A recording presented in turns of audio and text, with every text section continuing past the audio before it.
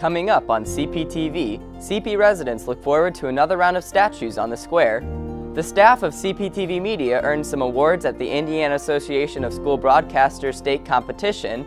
And in sports, another episode of The Hype brings us a close to the boys' basketball season.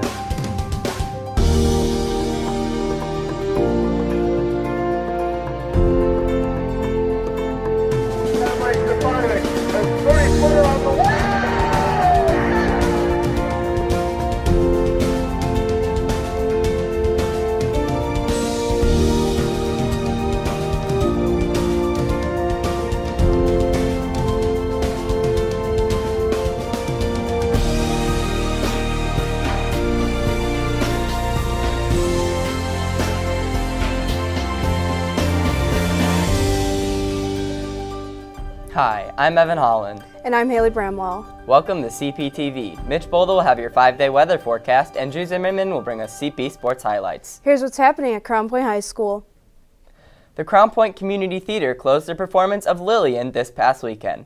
An original script by former CPHS theater director Marion Kellum, the script focuses on a woman sheriff on duty when the infamous gangster John Dillinger escaped the Lake County Jail.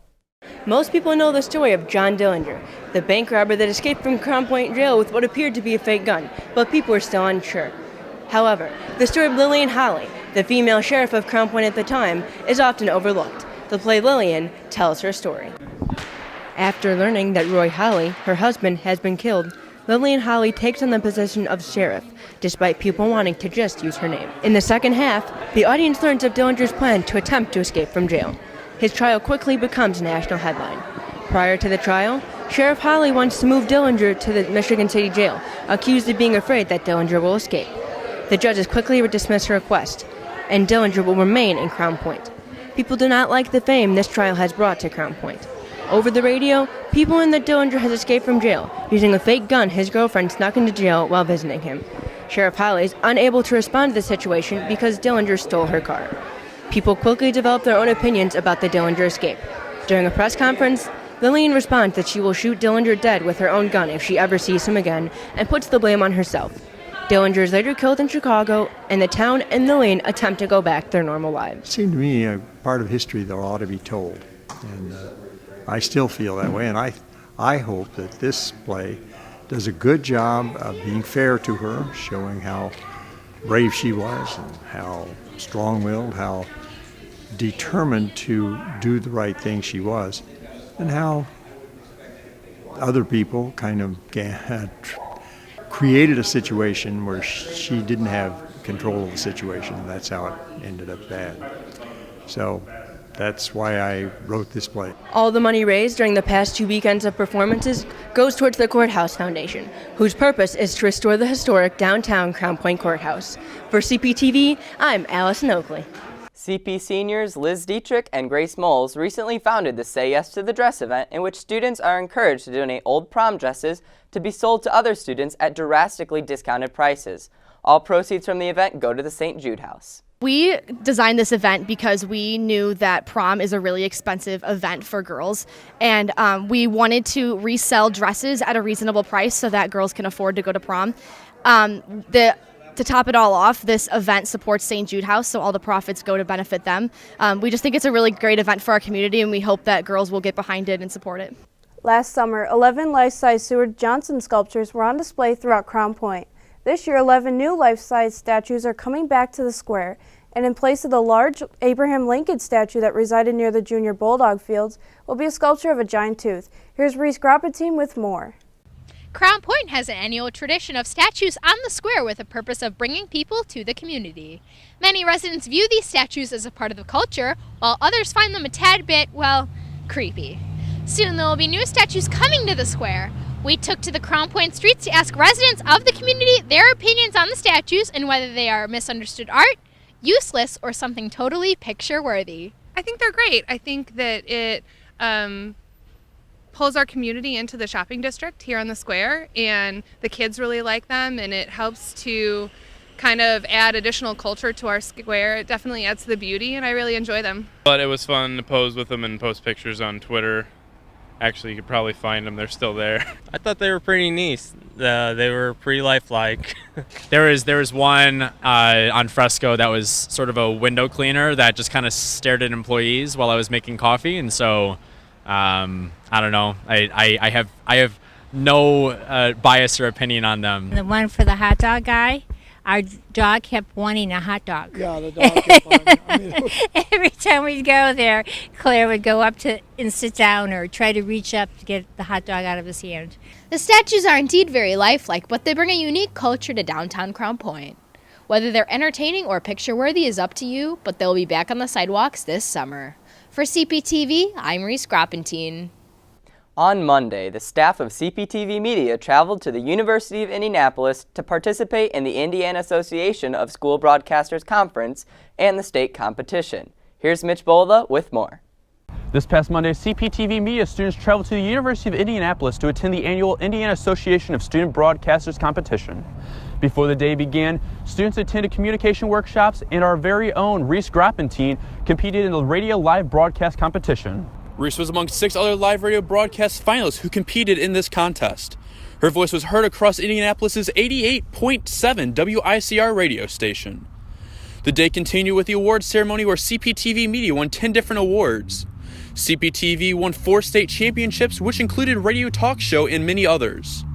All of the awards added up to make Cptv Media Television School of the Year runner-up, which is first in its history. After having won many prestigious awards this afternoon, we are looking forward to our next competition, MMEA and Natus, which will be happening in late April. For Cptv, I'm Mitch Bolda. We hadn't seen snow in the region since December 17th, but here we are in mid-March and parts of the region saw as much as 12 inches courtesy of lake effect snow. Will that snow stay around here for a while? Here's Mitch Bolda with their 5-day weather forecast. After seeing some snow in the region the past couple days, temps have begun to warm back above freezing and the snow has slowly begun to start melting. We do have some warmer temps in the 5-day forecast, but before we get to that forecast, let's take a look at what we can expect for the rest of today. Temps will remain in the 30s throughout the day, hitting that high of 37 right around 3 o'clock, but as the temperatures do begin to drop towards the evening hours, some clouds will push into the region. As we take a look into our 5-day forecast, tomorrow will warm up to almost 50 degrees and we'll see that chance of rain. Heading into our weekend Saturday and Sunday, temps will remain in the low 40s, but we will see sunshine on both days. Heading into our final week before spring break, we'll see that chance of rain on Monday, but that will push out, leaving partly cloudy skies on Tuesday with highs in the 40s and 50s all of next week. And that's your 5-day forecast. Have a great rest of your week. College basketball fans are in the glory as March Madness is finally here. Students are quickly wrapping up their own predictions on this year's tournament, and Cptv's Robert Beardsley scoured the halls looking for the best brackets. with Chris Jenkins' buzzer beater to conclude last year's NCAA tournament, many wonder whether or not there will be a similar outcome this year. I asked students around CPHS, who are they picking this year? I have North Carolina winning because of Justin Jackson, and they're pretty much an unstoppable force. I have Villanova winning it all. You know, Josh Hart, beautiful man. He's my idol. They won it last year. I think they can do it again. I got Michigan win it all because I think Zach Irvin, DJ Wilson, and Derek Walton Jr. are the three best players in the country, and they're going to come out on top. I enjoy watching Troy play in March Madness mostly. Between the front court of Darian Adams and Kevin Baker, I think they can really go far this year. I have UCLA winning it all. Fan Alonzo Ball, so I think he's going to lead the team to a championship this year. I have Notre Dame winning it all, and the reason is because I just watched Rudy last night, and it really got me in the Notre Dame spirit. I'm wearing my lucky shirt, and I just feel like Notre Dame's going to go all the way.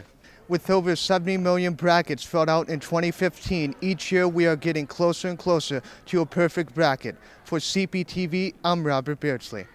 There is one more weekend of performances remaining for CPHS Theater Department's spring musical Kiss Me Kate. Only 3 shows remain, so hurry up and get your tickets in the box office any day after school or on performance nights. The show will conclude with performances tonight, tomorrow, and Saturday, all at 7 p.m.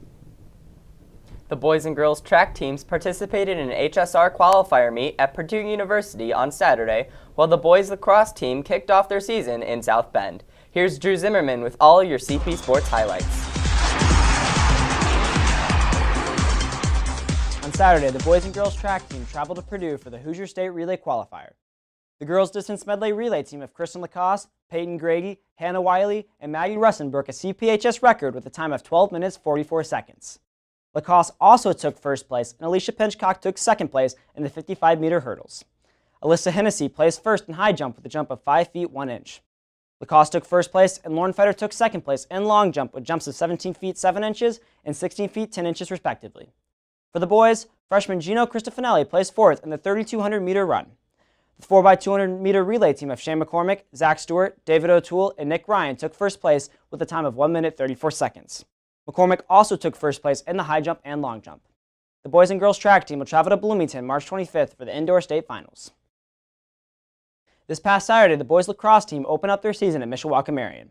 The Dogs came out fast, jumping out to an 8-1 lead at the end of the first half thanks to 3 goals from George Hopp. In the second half, the Knights started to connect on offense as they scored 4 goals in the final 3 minutes of the game.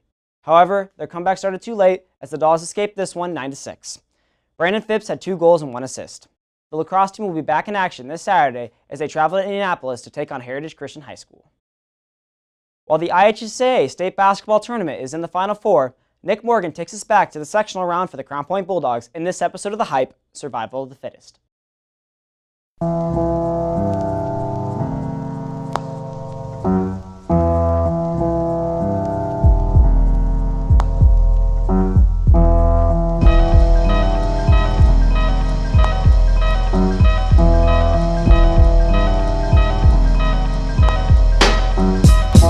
There's a war going on outside, no man is safe from. You could run, but you can't hide forever. For me, streets that we done took. You walking with your head down, scared to look. You shook, cause ain't no such things as halfway crooks. They never around when the beef cooks in my part of town. It's similar to Vietnam. Now we all grown up and old and be on the cop control. They better have the riot gear ready. Trying to back me and get rock steady. By the Mac 1 double, I touch you and leave you with not much to go home with. My skin is thick, cause I'll be up in the mix. This is not for the CP fans. We're not here for anybody else. We're out here with game for me. For me. God bless my soul before I put my foot down and begin to stroll into the drama I built. And all my fingers.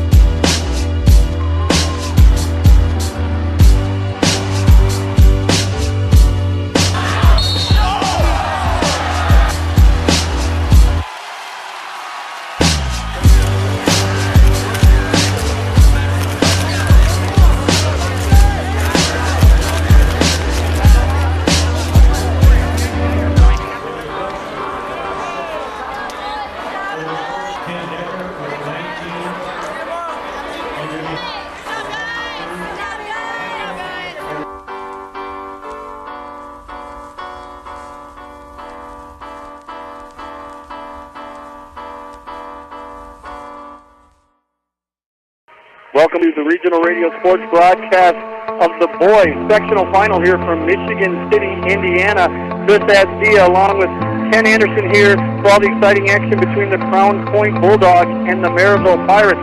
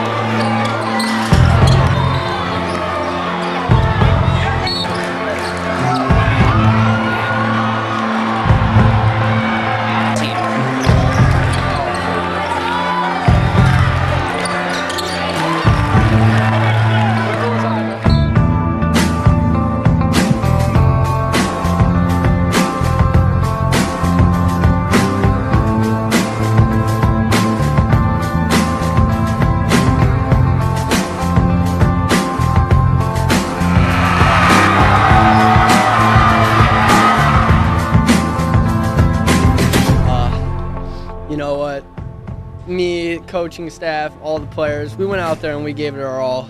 Some nights shots just don't fall. Maryville played a great game, especially in the second half. We wish we could have came out with a win more than anything, but just to be out there with my brothers, family, just everybody, all the support we had behind us was unbelievable. For people to travel all these times and draw pictures of us and say we do so much for them just means a whole lot, and I would have done anything in my power to win us this game, or I would have put in extra work to win this game. What are your expectations for this year? Our expectations are just get better every day and ultimately win games. We just gotta work hard every day and just build every day and just keep working. So we got big goals in mind, and we're gonna need players to reach them. So we hope that a bunch of people step up and take part, do their job, and we'll win some games. We're going to need to really lean on our seniors for this year. Hopefully we can see our younger guys make more and more progress, and our biggest hope, as always, is to make sure that we're playing our best basketball at the end of the year. You know, we've had these last few senior classes, we've had guys who've cared about Crown Point, and they've put the team and the program above themselves. And it's hard, it stings, it's really difficult. But these seniors are going to move on to great things. They're going to be wildly successful in their lives, and it's just an honor for me to say that I was a part of their lives these last 4 years. But you know what, this season had to be one of the best times of my life. It was so fun. Every game was just a great time.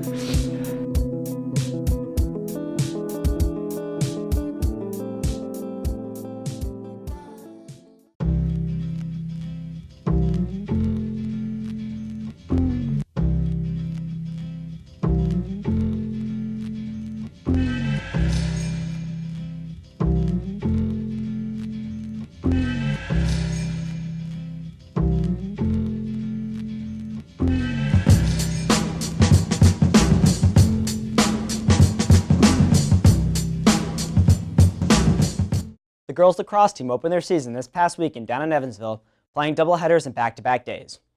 The first game of the weekend came against Evansville Memorial.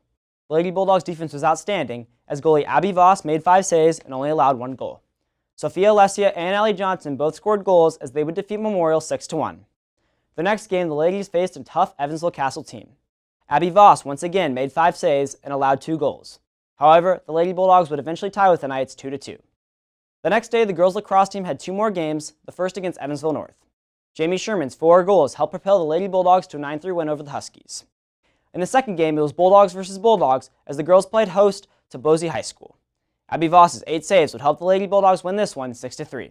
And that's it for sports. On Wednesday, PLTW Biomed students viewed a live open-heart surgery presented in partnership with the Museum of Science and Industry and Advocate Christ Medical Center. Roughly 350 students observed the surgery through a live stream in the CPHS auditorium. Video games have been popular pastime for decades. However, did you know they also make up a multi-billion-dollar industry? Here's CPTV's Nate Marcinek with how CPHS is taking part in this growing field. Video games have been around since the early 80s from the days of Pong, and were first considered a form of entertainment as a way to spend our free time. Presently, though, video gaming is a $24 billion industry, according to the Entertainment Software Association, and has grown into a competitive industry for which students can even earn athletic college scholarships for up to 50% tuition. Here at CPHS, students who game as individuals, with a club, and even those attempting to earn a scholarship, all seem to now be gaming with a specific purpose. So I started gaming mostly as a hobby, but as I started getting more into it, I found out like the competitive esports community.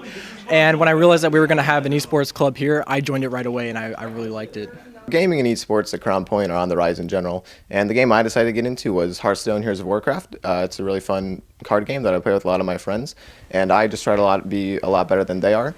So what we do for that is we compete with each other each season, and I've actually taken it to a really competitive level. I've hit Legend, which is one of the highest ranks in the game, multiple times. I've been actually top 200 in the world a couple times, and really I'm just trying to find more players like me and like my friends, and we're going to start a team and see how far we can take this thing. I started Smash Club so I could have the Smash scene in Crown Point actually grow, because my friend Sam and we played Smash over Wi-Fi, and then nothing ever really happened with that, and we wanted to see how many people in Crown Point actually did play Smash. And when we got here, it was actually a lot more people than we expected. And it was just crazy, and it's a fun time, and we do tournaments every single week. With esports appearing on TV and investors pouring into the growth of the new sport, the esports scene looks keen to become a huge hit in viewing entertainment. With many students getting involved, CPHS looks to be at the forefront of it all. For CPTV, I'm Nathan Marcinek. That'll do it for today's show. Remember, you can view all of our past episodes on cptvmedia.com. You can also follow us on Twitter at CPTV Media. For Mitch Bolda, Drew Zimmerman, and all of us here on CPTV, I'm Haley Bramwell. And I'm Evan Holland. We'll see you next time. Take care.